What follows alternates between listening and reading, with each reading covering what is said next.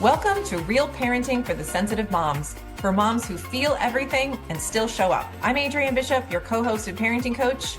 And I'm Leah Andrioni, your co-host and perinatal mental health therapist. We're here to help you understand your sensitivity, give you real tools that actually work, and connect you with a community of moms who truly get it. In today's episode, we will be talking about an issue that many sensitive families that I work with face, managing a picky eater or two.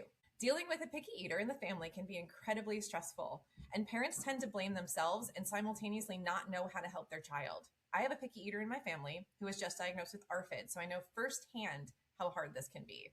Yes, and I also have a very picky eater myself, and it can be extremely stressful.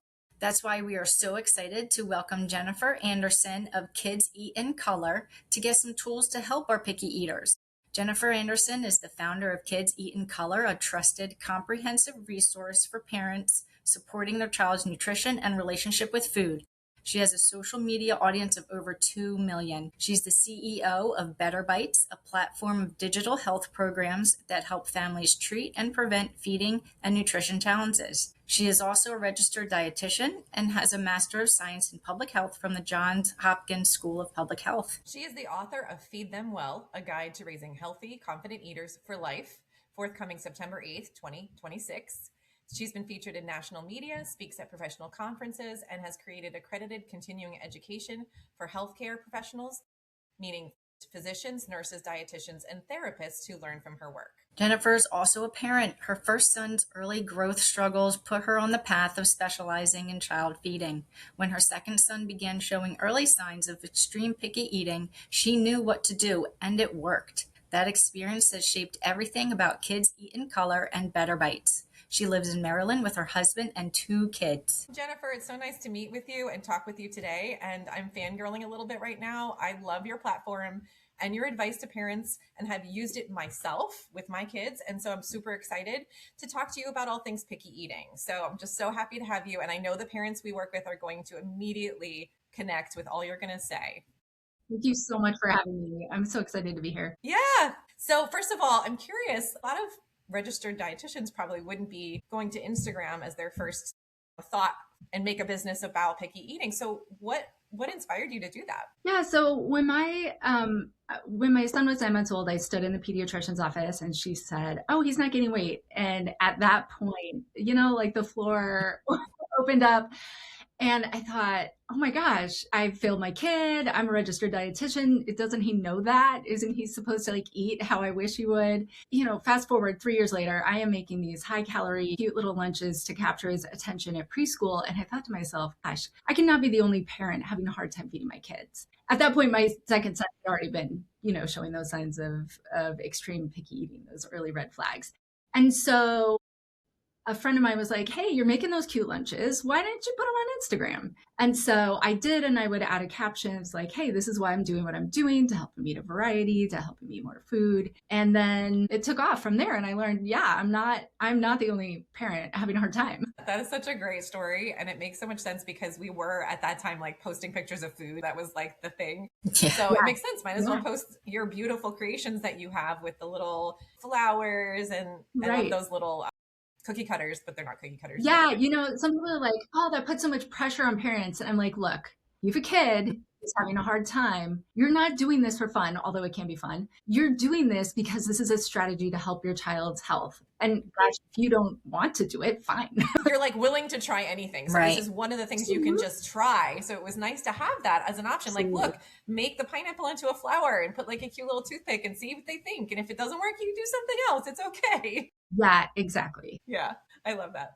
So I guess we already talked about or even brought up some pressure in how parents are going to feel from maybe hearing, "Oh, your kid's not gaining weight," or, you need to do X, Y, and Z. So we're kind of wondering, what is one of the pieces of advice that you do give parents? Definitely stop pressuring kids to eat, knowing what to do instead. What does that actually look like on a Tuesday evening to take that pressure off the parents, but also off the kids to make eating a little bit more enjoyable? So it's tricky. It's one of these things where it's going to work for some kids and not going to work for other kids. So let's put aside our kids who have a lack of appetite and ARFID.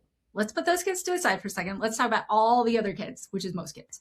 There is no easy way around this. If you're going to stop pressuring your kid, it's initially going to be very uncomfortable. Because you're going to sit there on a Tuesday at 5:30 and you're going to sit there and you're going to watch your kids say, I'm not going to eat. And you're going to say, hey, there's nothing comfortable about that.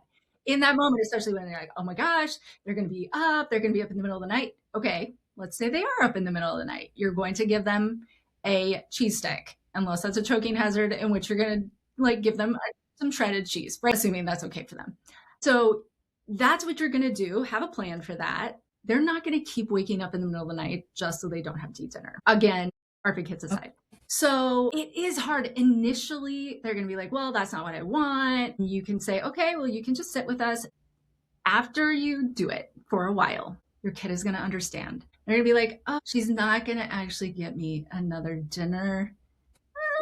Maybe I'll eat it. And also I find that often that I'm not going to eat dinner, where they're standing up, they got out of their high chair seatbelt, they're standing there, I'm not going to eat it. I want to, whatever else they want.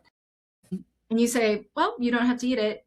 You just took all the wind out of their sails. Like, how are we going to fight here? We have nothing to fight because you just said I didn't have to eat it. You did say you have to sit here for a few minutes with us.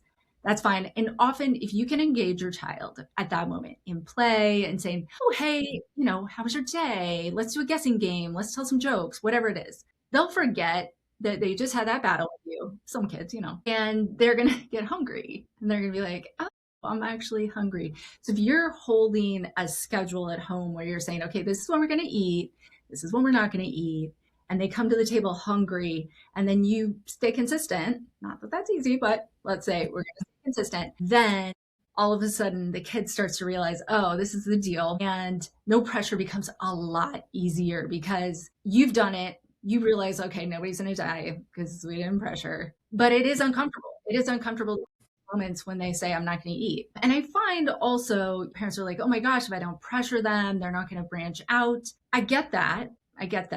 But in most cases, again, we're going to take aside our kids who are having serious struggle. In most cases, there are much more effective ways to get them to interact with food. And most of it is around play and fun. And of course, that's a whole different conversation. But taking away that pressure doesn't mean you stop caring about variety. It just means you're changing your strategy and everybody's expectations. Yeah. When I had started this idea with my daughter, who's very picky, and I literally stopped talking about food. I just put it in front of her. I didn't make a big deal out of if she ate something or if she didn't eat something. The whole atmosphere of the table just got so much better. And I noticed that her anxiety went down in general. Like she just seemed calmer at the table because we weren't really talking about food or making a big deal out of it. And then I think it was you that was saying that when they're anxious, they can't eat when you're anxious. So if you relax the stress at the dinner table, there's just more opportunity for, okay, now I feel okay to actually put something in my mouth and I feel hungry. I feel more hungry because I'm less anxious or less stressed. You also have more saliva. We don't realize anxiety makes it hard to eat. Your throat can constrict, the saliva dries up. You can't chew things in your mouth. Everything gets messed up when you're anxious. So if we can't bring that down, and often that can be brought down through letting that pressure go, it can really transform the setup and everybody's experience. And then you're not as anxious and then they're not as anxious, and it's okay. It's actually okay. There's so many successful families that don't pressure their kids. And I think often we're like, oh my gosh, but everybody else must be having a really hard time if they're not pressuring their kids. Actually, it's successful for a lot of families. Again, we're not going to say for every single person, but far and away, oh my gosh, I have seen thousands, millions of families succeed when they actually just take some of that pressure off. Yeah. And I was going to say, usually picky eaters are the ones we want to take pressure off of. I feel like if you have a non-picky eater, it's just a different story. You can kind of suggest, hey, how do you feel about taking a bite of the broccoli? No. And they can say yes or no, but it's a different, I have 2 regular eaters and 1 picky, and I can treat them very differently. So I think that's important to recognize that we're not talking across the board. This is how we should treat every single kid in our family. But in general, the taking off the pressure at the table in general does help every kid. So I think that's definitely a good plan. And I wanted to actually follow up with that just take one bite kind of idea, because I was saying, works for my non-picky eaters, but my picky eater it's a different story. So what's your take on just take one bite? Like, I think that's take a polite bite, right? Two things. One is I completely agree. It's actually going to be really helpful for some kids. If you've been doing it in your home, you're like, this is working for me.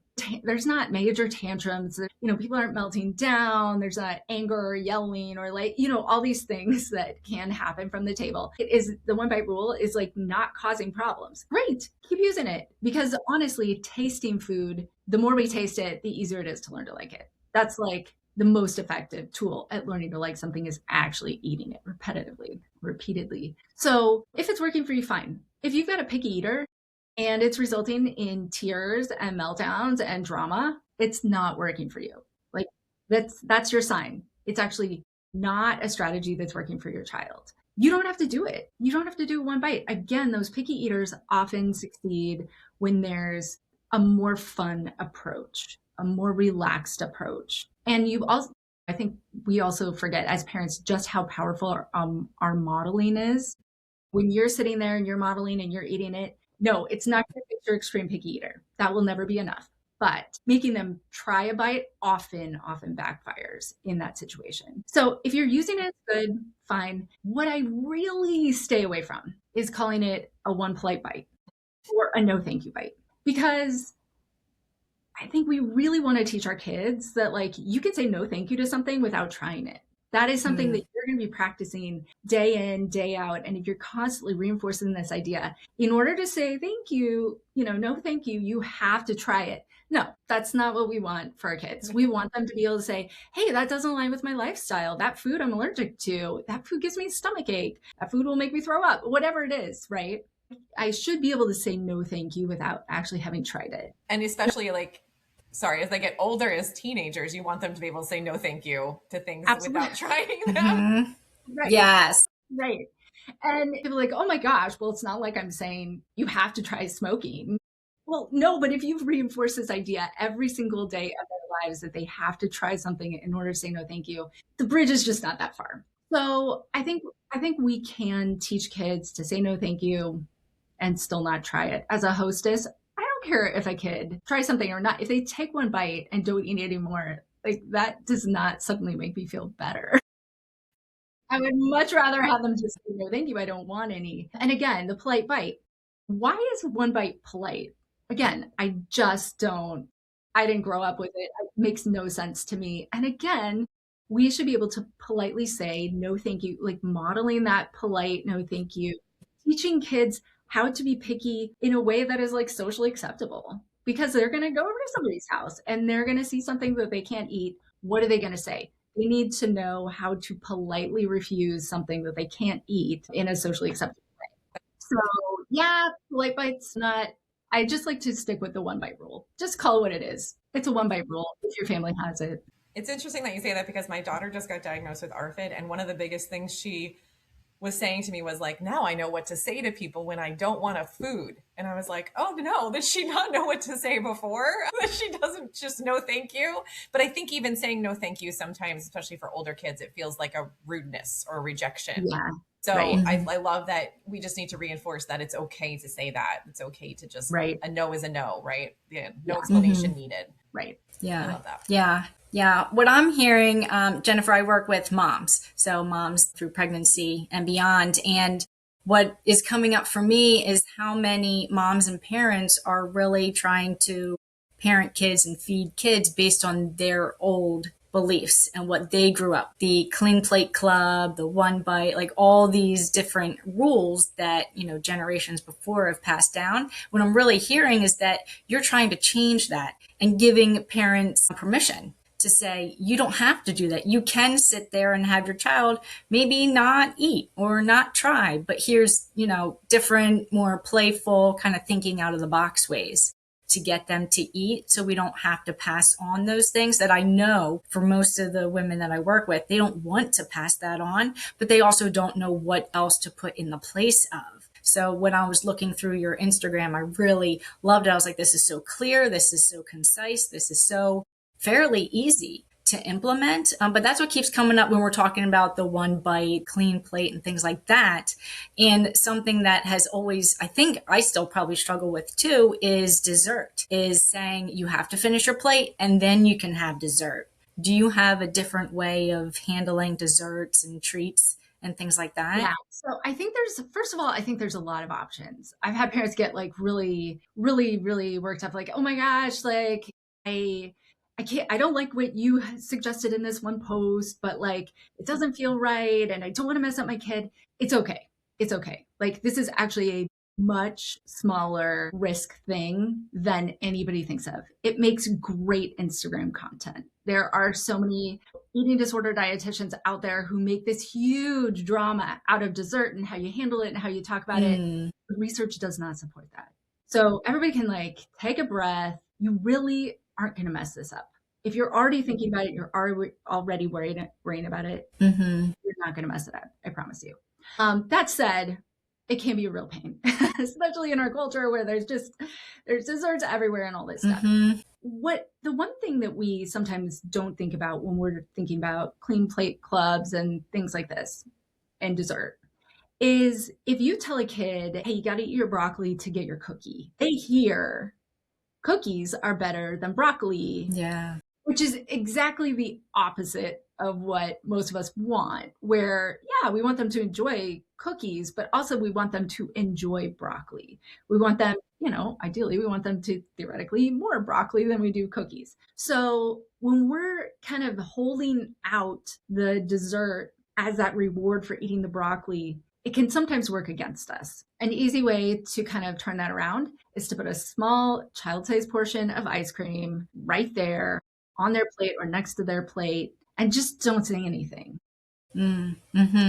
Especially helpful in kind of those toddler, preschooler years. The other thing is you don't have to serve dessert. Like if this is just being like this is a drama for you and you're not comfortable with the idea of putting dessert on the plate, because not everybody is, and that's actually totally fine. Serve the play food, the fun things, serve it another time, don't tie it to dinner. Dinner is often that meal when the kids are tired. Yeah. They're maybe not that hungry because they've had their whole day and they just want to go to bed. And so when we're like putting all the vegetables on the plate at that meal, and then we got the dessert, it's often just too much. And you can move the fun food to a different time and then not worry about it as much. And that can just take it off. But also, I just like to remind parents, again, you're not going to mess up your child's relationship with food just because of how you handle dessert. I promise you. There is, like, if you look at eating disorder research literature, how a parent handled dessert is not on the list of risk factors. It's just not on there. True. And there's a huge list. True. I'd like to see that list, actually. I'm very curious now. But that's really good to know. I think that helps a lot for families that are listening, just to know that they can do whatever they want with dessert. Just have fun with it, play with it. And one of the things that I really did use a lot that you suggested was the idea of a safe food for picky eaters on the table, because we were talking about this is what we're serving. And the goal is that we don't add something else or give them a different meal. But what do you think about how to handle safe foods, and how does that help with the picky eaters and getting them to eat? Yeah, so I recommend always having a food that a kid is familiar with. We could call it a safe food, because when you come to the table and you see nothing that you like at that meal, how does that feel? Like, think about that. If I walked in and there's a couple of foods I'm still learning to like, so like if I walk into a meal and it's all, sauteed mushrooms and raw onions and liver, like, I haven't learned to like any of those foods yet. And I am definitely getting anxious. I'm going to be leaving this meal hungry. At the same time, if I had walked in and there was bread and butter, and I'm like, well, okay, I can at least eat the bread and butter. After I've eaten a little bit of that, maybe like, I don't know, maybe I can try a mushroom today. Maybe I learn I like mushrooms that day because there was something else. I knew I was going to get something in my belly, but it wasn't going to have to be one of those foods that I really am struggling with. And when a kid comes to the table and they know there's going to be something there that they're familiar with, it does not have to be their favorite food. You don't always have to bring their hyper preferred food in. And sometimes when you bring in those boring foods like rice or bread or things where they're not going to jump up and down because that's what you put on the table, but it's familiar and they can almost always say yes to it. Those are the foods that are still going to help them eat. And then they're going to look at the rest of their table and they're going to see maybe you're eating that, the other foods, there's not as much pressure. And then they're like, okay, maybe I can join in the other foods. If they say just eat bread because that's the only thing they like at the table, what's your take on something like that? So there is a little bit of nuance, and we could get into a whole long conversation, which is something I would do in some of my other programs. But really, in general, it's fine. How many meals are they really going to eat just bread? And if they are eating just bread meal after meal, that's a sign that there's something else going on. Right. Good point. So it's one of those things where you're like, usually kids are going to be fine. Now there's some parents who are like, I always limit it a little bit, or I always make them try by. There's all these little things. Again, those little things aren't going to make or break your child's experience. If you're doing something and it's causing a ton of drama for your own sake, you might consider trying a different approach, because like you said before, if you feel better at the meal and you're feeling more relaxed, your child will feel more relaxed, and you might be really glad that you tried a different approach. But again, you can take the pressure off of yourself. Like, if I don't do exactly right, I'm going to mess up my kid. No, you're not. There's actually a much wider berth of options that you can take and still do just fine. I feel like if you don't have an extreme picky eater or a kid with ARFID, these things are definitely going to be okay. They're going to work. They're going to help. You can't mess it up. And if you do have an extreme picky eater or a kid with ARFID, you can't mess it up either, because they're just the way they are. And we'll talk about that in a minute. It really does, like, now that I've gotten to where I have in my parenting journey, all the things that you have said when I was taking them on when I had toddlers have all kind of worked out the way they were supposed to, is what I mean. Like, I feel like at this point, I'm like, yes, you have to know this kid is only eating bread that might be a little more intense than I had thought. This kid only ate bread yesterday, but guess what? This is not the case today. And it just kind of all works itself out. Yeah. So I think definitely not being so particular or anxious about it is going to just help you to just relax at the meal and know that, okay, can't make a mistake. I'm just experimenting. That's a big thing I talk about in my coaching in general. Like, we're experimenting. We don't know 100% what's going to work. So Jennifer just has all these options, which is great. People need choices to give these things a try. So just try something and see how it goes and evaluate, and then move on to the next thing or keep it. But it's just much more relaxed than I think people. Yeah, I actually wrote a lot about that in my book, is like, you have to kind of come at this with kind of a, hey, I'm going to be a scientist, I'm going to be a researcher here approach, because your kid could be way different from most kids. Your kid might be super similar to lots of kids, but you don't know. And you just don't know how your kid is going to react to some of these things. Like, if I were to have implemented a 1-bite rule with my 2 kids, I knew when they were toddlers that would be a bad idea. Like, I'm paying attention here. If I say you have to take a bite, guess what? They're gonna be like, no. They're gonna leave the table. They're gonna absolutely refuse. They'll never eat it for the next 3 weeks.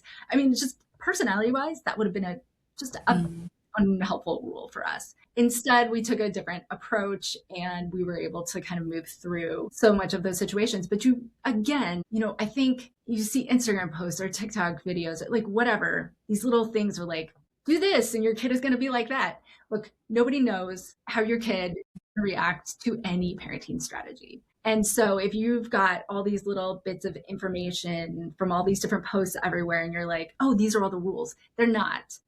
There are certain strategies, and some strategies are going to work and some strategies are not. There is a lot of information out there. I think that is very overwhelming and hard for parents, for sure. I totally agree with that. So it can make you more anxious or more feeling like you're going to do the wrong thing. But just know that maybe the information out there is just options and ideas that you don't have to come up with. You can try. Absolutely. So I love that.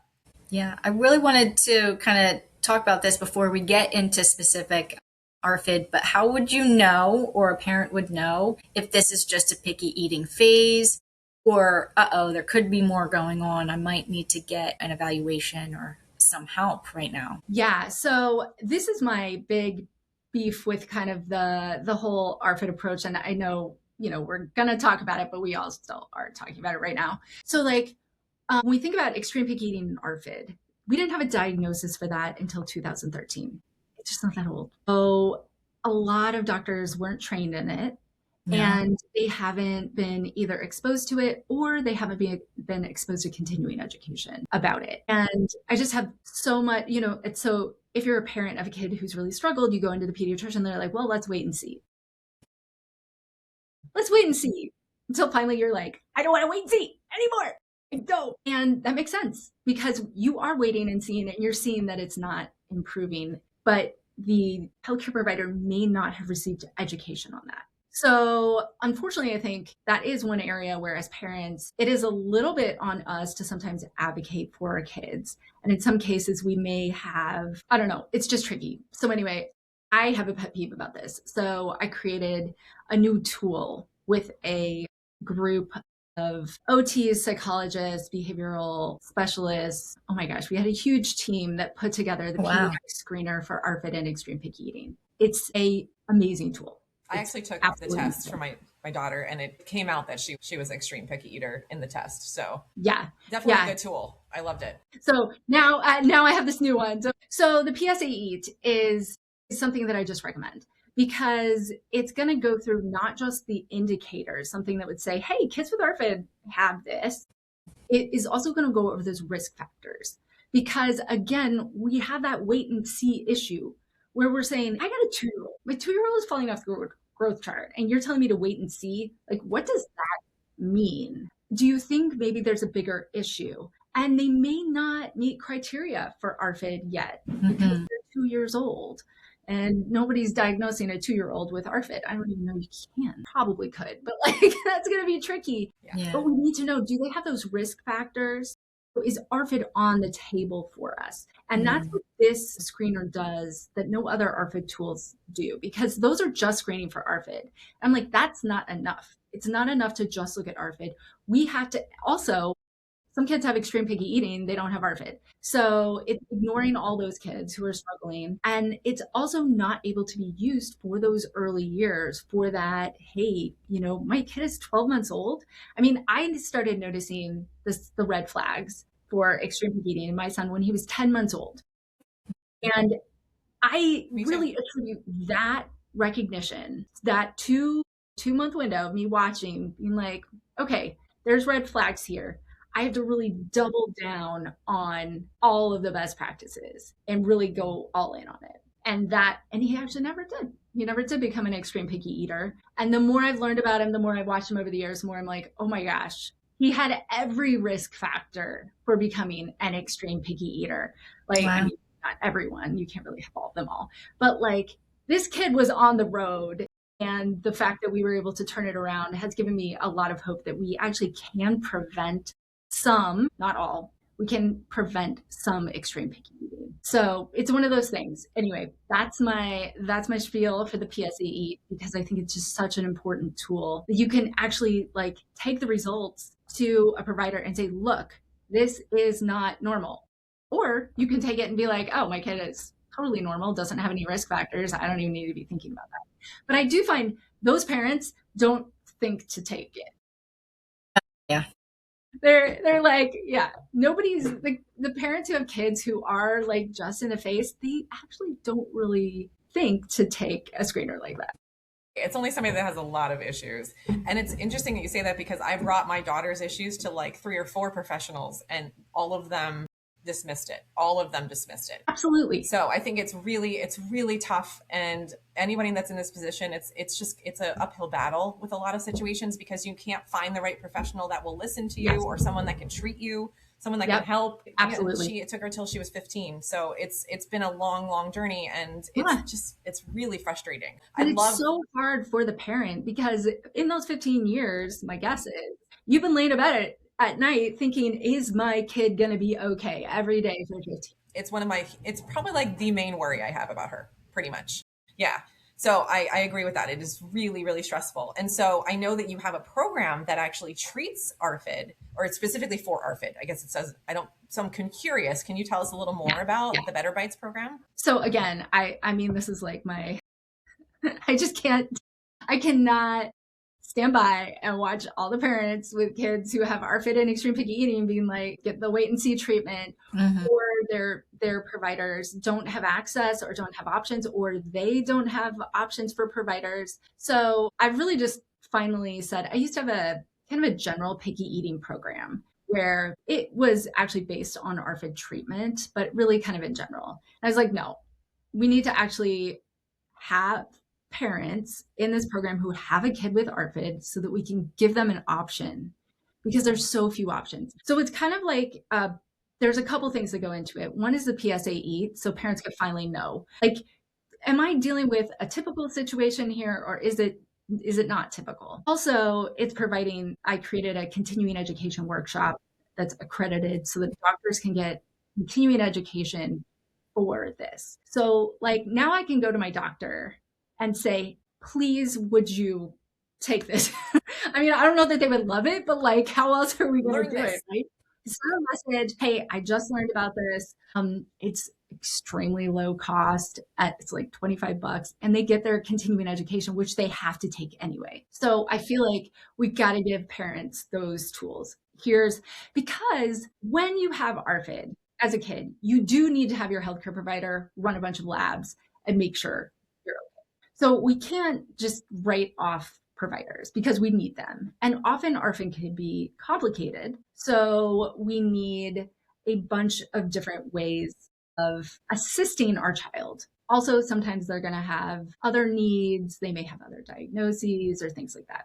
So this new program that I've designed and piloted with families is a totally different approach. It's a family behavioral intervention, which is just a fancy term for saying educating parents and teaching them how to help their child. Like what we really need is the parents to change what they're doing, which of course I always have this, I'm always torn because like as a parent, and you know, you as a parent, you probably feel it where they're like, oh, just change what you're doing and then I'll help your kid. And there's like 50 million things. But when you have a kid with ARFID and it's gotten to the point where you're like, this is really trouble, then we give you the things to do. So it's a really unique program where it's on an app taking you day by day. Here's what we're doing today. Here's what we're doing today. Here's what we're doing today. We're not just kind of teaching people, although there is information in it, but it's not about that. It's about what are we doing in small bite-sized pieces that real parents can actually do. We had so many parents in our pilot that ended up telling us they had ADHD. It wasn't even something we asked, they just volunteered. And they were like, oh my gosh, this is so doable. Because again, we've had parents who've experienced this, and it's all going into this program where we're saying, okay, what do we do today? How do we help our kid? How do we build these things that no one else is thinking about? Their cognitive flexibility, things like that. Because there are a lot of elements to this. Like you may have a kid who like can't handle the sensory experiences related to food. Well, if you got a kid with ARFID, that's going to be potentially pretty extreme. And so we're going to have to really work on a lot of things over time to help change their function. Their brain is essentially what we work on this program, is teaching you how to change their brain so that they can actually learn to eat these foods over time. Yeah. So anyway, I could really go on and on, but I think I'll end up on a tangent. Yeah. That's awesome. Yeah. Cool. So how is it different than like feeding therapy or exposure therapy? So we do teach a lot of the techniques that used in feeding therapy, except we've refined them based on my experience with my other program, how I think parents actually interact at home. So in feeding therapy, you're going to go, the therapist is going to work one-on-one with your child. And then usually they give parents something to do at home, like some homework. My program is more like, here's what you're going to do at home. Here's how you're going to change your environment. Here's how you're going to help your child's brain develop. Here's what you're going to do. And then you're going to slowly implement that over time in kind of like smaller bits and pieces. Your child might need both. Your child might need, usually Usually the first line of treatment, assuming a child is like at a safe weight, the first line of treatment is, hey, let's get the parents changing some of the things they do at home. So that family behavioral intervention. And then they start to look at, okay, do we need a dietitian? Do we need a feeding therapist? Can your child chew? If not, no amount of parent education is usually going to help with that. You're going to probably have to see someone to get on the road to strengthening their chewing muscles. There might need to be a psychologist involved or some sort of counselor. ARFID is not simple. And the average age of diagnosis is 11 to 13.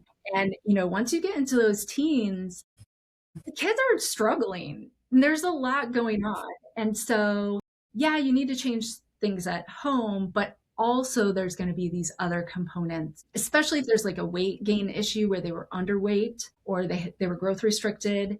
That's an even bigger thing where we're having to do a lot at home. And then for sure, we need an outside or several people coming in to kind of provide assistance. That's so interesting that the typical age of diagnosis is 11 to 13. That seems so late to me because I thought I was late with the 15, but I guess not as much as I thought. No, I completely agree.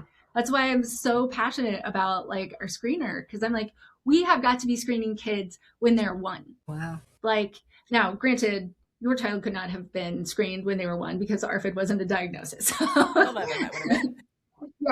So, but going forward, like we need to be screening these kids early when they're toddlers so that their parents can kind of build these things into their parenting practices earlier. So there's not as much of a load.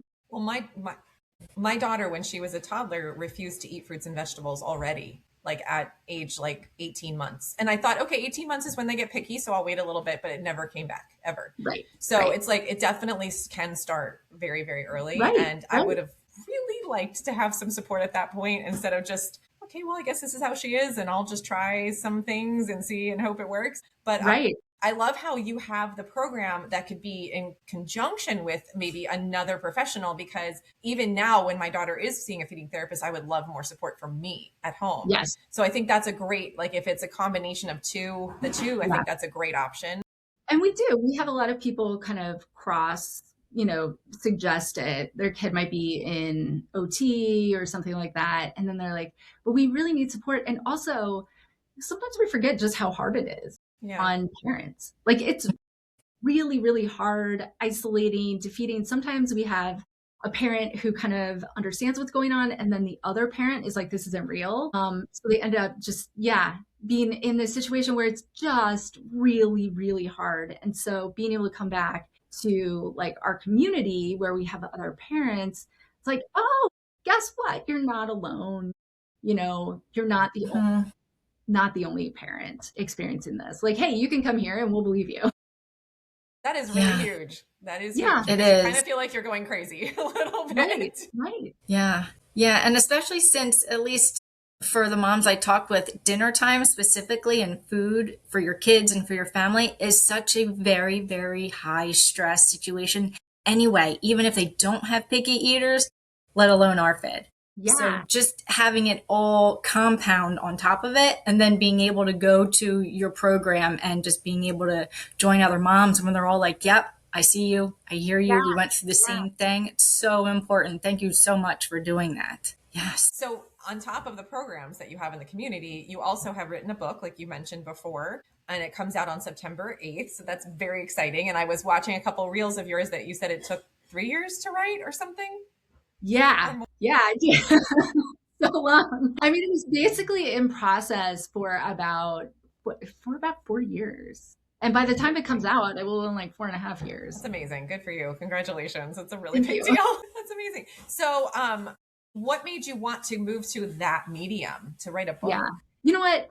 Instagram, TikTok, those are great, amazing. I love being able to provide those little strategies for parents. But also, I feel like over time, things have gotten more complicated. People have shorter attention spans on social media. And I cannot provide the nuance that parents need in a social media post that's 15 seconds long. I just can't. And I feel like parents deserve more than that. Like if we're going to have a conversation about how to experiment like a parent and how to like explore what's going to be okay, how to put together the stuff with picky eating, but also their relationship with food and their relationship with their body. How do we put that together? Yes. These are really hard conversations if we're just putting together, little posts. Like, you can't really have those in-depth conversations with nuance in that medium. And so I was like, we got to write a book.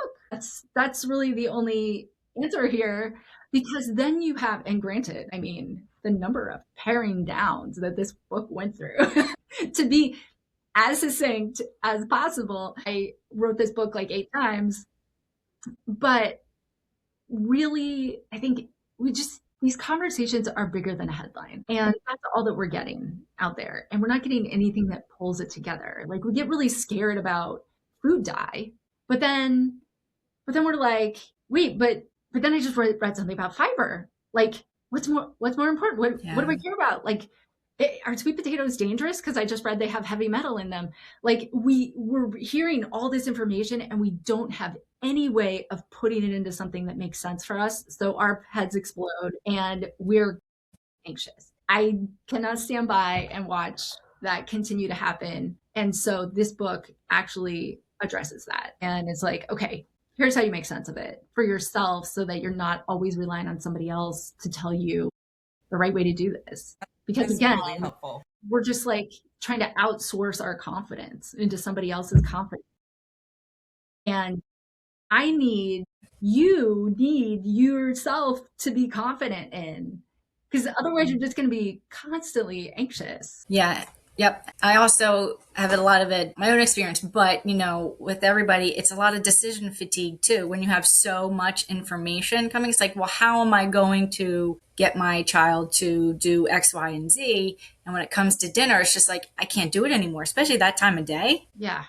Right. We don't have the capacity, the mental, the physical, the emotional capacity. So being able to have programs, being able to read a book and have that support is really important, because we just don't want to make another decision. So being able to have somebody else give us those tips and those tricks and those strategies, I think it is definitely helps the women and parents be able to decrease some of that anxiety, that stress, when they know, I can go to this program. I read this chapter, so I'm going to do that. I don't have to decide about it. I'm just going to do it. I'm going to do it. I learned how to run an experiment. I'm going to run an experiment, and I'm going to feel good about that. And I'm going to pat myself on the back, because that's an important part of parenting, is like, when you try something, pat yourself on the back then, not. Yeah. Funny backstory behind my book. One of the editors was like, she changed around kind of my framework of trying decision making and trying things, and had the celebration at the end. And I was like, I don't know, your kid must be a great eater or something, but like, we need that pat on the back as soon as we try something. Amen. Not for our kid to see what happens. You get the pat on the back for doing it, not for the result. The result is just more information to try to do something else. But we absolutely deserve that pat on the back as soon as we try something. Well, it's also because we put dinner on the table. And it's also because we can't control what our kids do. We can only control what we do. So it doesn't make sense to rely on them to feel successful. You will never feel successful. No, it would never, ever, never work. So, and it's funny because I was thinking about all the people that I work with. They're, all sensitive families. They're always on top of this stuff. They always are like, I want to try something new. I see this problem. I want to fix it. They're always looking for how to experiment, how to do it better, how to help their kids more. So I think they're just going to love, even more of this help from you. So I think that's really, really great to have a book and have it all in one place. I think it is.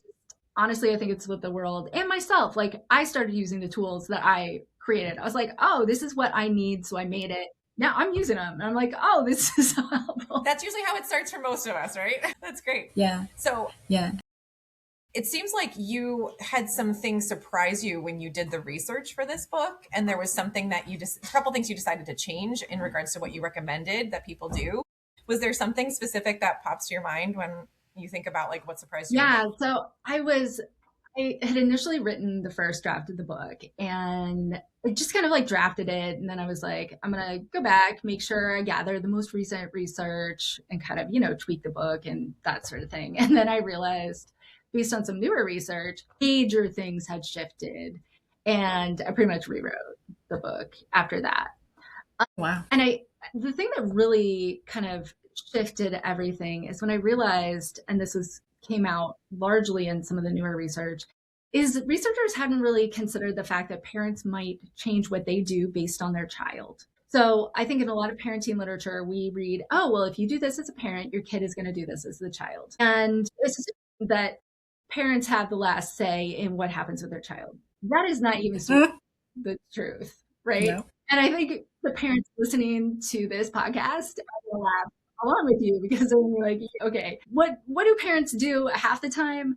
They change what they do in relation to their child. So if you read, well, kids who, and it's all like observational research, so we don't really know what's happening here.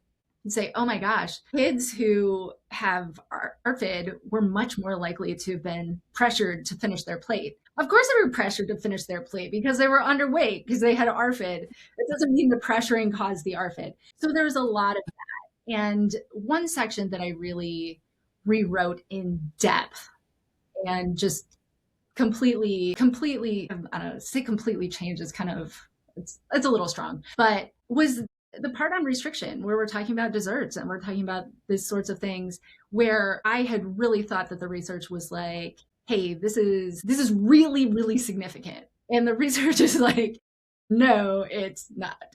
Yeah. Wow. Okay. And so there's like the sections there really kind of goes into like, what really is the forbidden fruit effect? Does it really have an effect? Actually, probably not.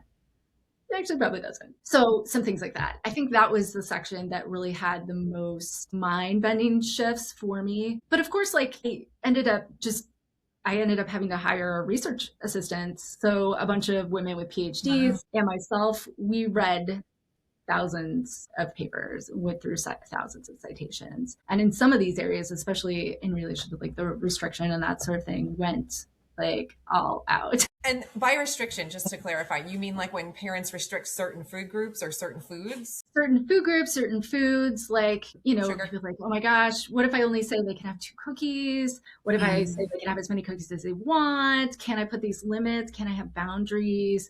Like, is it going to give my kid an eating disorder? Oh. Okay, so they found that restriction didn't actually affect kids in the way that you thought they would. That you thought it would. Right. Okay, interesting. Right. Okay, so we'll have to read it. We'll have to read the book and find out more. Yeah. Again, it can't be put in an Instagram post or like it would require 2 full podcast episodes to go into it all. But that's why it needed to be a book. Yes. You can go so much deeper. You're right. That makes so much sense. And what I really like, what we were just talking about is that you learned through all this research, even though you were writing a book about what you do to help families. So to piece that out for all our listeners is like, you are the expert and you did research and you're learning. So moms out there, parents out there, you're not going to have all the answers. Right. We can take that pressure off of ourselves because even the experts are learning along the way. So I really wanted to point that out because I know so many of my moms that I work with, they want to have all the answers. They come to me, they're like, what am I supposed to do? I'm like, I'm a therapist. I can't tell you what to do, but go here, look at Jennifer's stuff. And, so I think that's really, really important to emphasize. We are all learning. And as our children get older, we're all learning again, over and over again, along with the experts, along with everyone else out there. So we can't have all the answers. Sometimes I think we think the experts have it all figured out, realizing that they probably went into it and became experts because they were facing something, some sort of struggle. And so I think it's something that my editor tried to take out of the book. It's like, I do have this in that section about restriction. I have one part where I'm like, if you're thinking to yourself, wait a second, you used to say that we should always give kids totally unlimited amounts of food, sweets, and all this stuff. You're like, what's your problem? That is, I feel like, the crux of feeding kids is you have to be able to go in and be open to new information, open to the observations of your child and your family circumstance, and be willing to change. Because if we get stuck, then really we're the ones who get stressed out. I mean, we're the losers, the people who are really losing this ground. Your kids are probably going to be fine. If they have a problem, honestly, it wasn't your fault. And mean, you probably gave me the genes, so ultimately it's all your fault. But like, besides that, a lot of these things, like some forms of ARFID, you literally cannot prevent. They were, or it was something happened that was totally outside of your control. So a lot of these things are just going to happen. And if we're, holding on to this idea of like, hey, this is the best, and I'm measuring myself against this best practice, we got to get rid of that idea of best practice. I mean, they make great public health recommendations, but when it gets down to like your family, nobody knows what's going to happen to your child if you do. Yes, that's right. That's really helpful. I just love hearing that from you because it just takes the pressure off again. We need some forgiveness as parents, I think. Sometimes for sure. We're unshaming. That's our goal in this podcast, unshaming. Yes. So oh my gosh, that's where we're going. And people that are here listening, they clearly want to help and they love their kids. So that's amazing. So just to wrap it up, if you could say one thing to a pediatrician and all the pediatricians in the country about picky eating and ARFID, like what would that be? It is so hard for me to pick one thing in any context, but especially this one. If I had to have one, it would be get a screener that looks at risk factors and ARFID and use it early. And then, but also I guess the other part is just get educated about ARFID so that you know. And if you're a parent, you do have a direct line to your child's healthcare provider, and you can, as politely and respectfully as you can, you can offer this and say, hey, I just learned about this resource. I think it would be really helpful for my child. Can you look at my results? Or I think it would be really helpful, might be interesting for you to get some credit and learn more about ARFID. It came to mind because my child has ARFID. Any way that we can kind of share resources with our healthcare providers about ARFID, the better, because there just aren't that many resources out there. And if it's on your mind and you're thinking, oh my gosh, I care so much about this, there's going to be 5 other parents who don't know about it yet, who would love for their healthcare provider to know about this. And so if you have the passion to share, you're also going to be helping so many other parents. I think I'm going to go tell my pediatrician when I go next time. That's a great idea. I want to put together, I feel like a little letter for parents, just like copy paste. Yes. Just something that's really nice, but it's also just like, hey, like, do you know about these? We got to advocate for ourselves, whether it's for our kid who's got something that like is problematic, but is being ignored, or ourselves, So just to wrap up, also, we would love to let our listeners know where they can find you on Instagram and, just any info about the book or resources that you want to share. Sure. So you can find me at Kids Eat in Color on Instagram, TikTok, Facebook. And the book is Feed Them Well, and it's coming September 8th, but you can order it now, which of course I would appreciate. And the PSA Eat, the Better Bites program, those are all available at kidseatincolor.com, and you should be able to find it all there. Yeah, and we'll also include it in the podcast notes, but just in case people are in the car and they're just listening, they could go to Kids Eat in Color, and website, Instagram, TikTok, all the same word, all the same title. So it should be easy to find. So thank you so much. This is like one of my favorite conversations. I just enjoyed it so much. Just getting all of your wisdom and knowledge is just amazing. So we really appreciate you being on. Yeah. Thank you so much for having me. This is a great conversation. Thank you so much. All right, Jennifer. Thank you. Thank you so much for listening. If you enjoyed this podcast, please leave a review and send us feedback. You can connect with Adrienne on Instagram at Adrienne Bishop Coaching and with Leah at Rising Sun Therapy. See you on the next episode.